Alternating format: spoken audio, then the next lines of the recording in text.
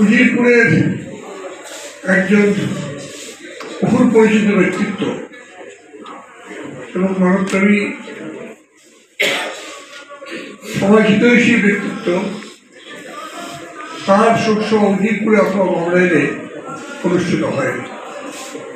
অবশ্যই একটা বড় কারণ থাকতে পারে যে নির্বাচনের ঠিক পরপরই যে ঘটনা চলছিল তাতে হয়তো সেটা অনেকের কাছে নজরে আসেনি। কিন্তু আমি ব্যক্তিগতভাবে প্রধানত এই কারণে যে এই নির্বাচনের সময়ই তার সাথে আমার শেষ কথা বলার সুযোগ হয়েছে।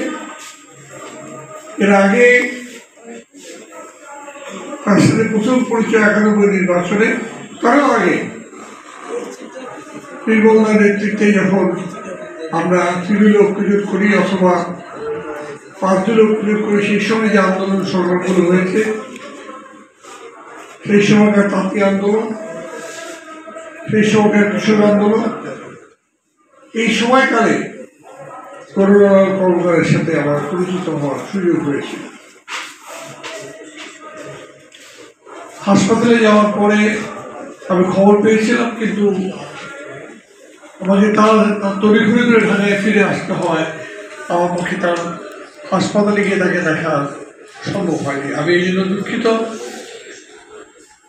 আরেকবার তার স্মৃতির প্রতি আমি শ্রদ্ধাহীন।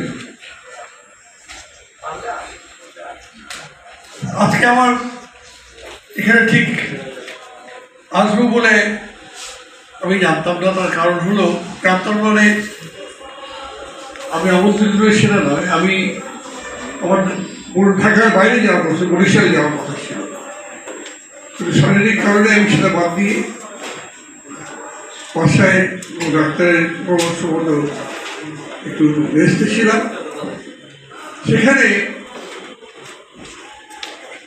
আমার শেষ পর্যন্ত মনে হয়েছিল যে এই অবস্থায় আমার আসা উচিত, এবং তাই আমি ফিরে এসেছি।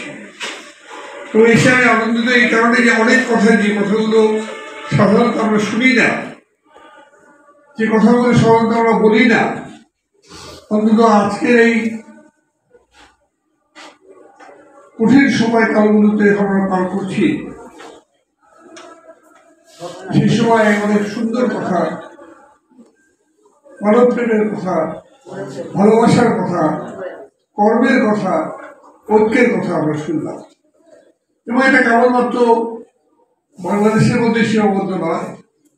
আমরা আনন্দিত হলাম যে এর সাথে যুক্ত রয়েছে বিশ্বের অন্যান্য সংগঠনও, যারা এই সৎসঙ্গের কার্যবলীর সাথে যুক্ত থেকে তাদের মতো করে তারা একই কাজ করছে। আসলে আমরা যখনই কি কোনো সময় দাঁড়াই, এখন দাঁড়িয়ে আমরা প্রথমে যে কথাটা বলি রাজনীতির কথা অথবা আমাদের দাবির কথা। এর বাইরে সমাজ, সামাজিক ঐতিহ্য, সামাজিক অগ্রগতি, সাংস্কৃতিক মেলবন্ধনের প্রশ্নগুলো কিন্তু সব বাদ থেকে যায়। এর কারণ হলো সারা বিশ্বে যে বিশ্বায়ন ঘুরেছে, পুঁজিবাদী বিশ্বায়ন, সেই পুঁজিবাদী বিশ্বায়নে নয়া উদারনীতি, অর্থনীতি সারা পৃথিবীর বুকে এখন দুর্দণ্ড প্রকারে রাজত্ব করে চলেছে। তাতে মানুষ ক্রমাগত ভোগবাদিতার দিকেই ধাবিত হয়েছে, এবং আদর্শ নিষ্ঠা, মানবপ্রেম, সমাজ মনস্কতা এসবই কিন্তু বাদ হয়ে যাচ্ছে। তারপরেও কিন্তু মানুষ থেমে নাই, তারপরেও মানুষ কিন্তু তারা এগিয়ে চলার প্রচেষ্টা তারা গ্রহণ করে।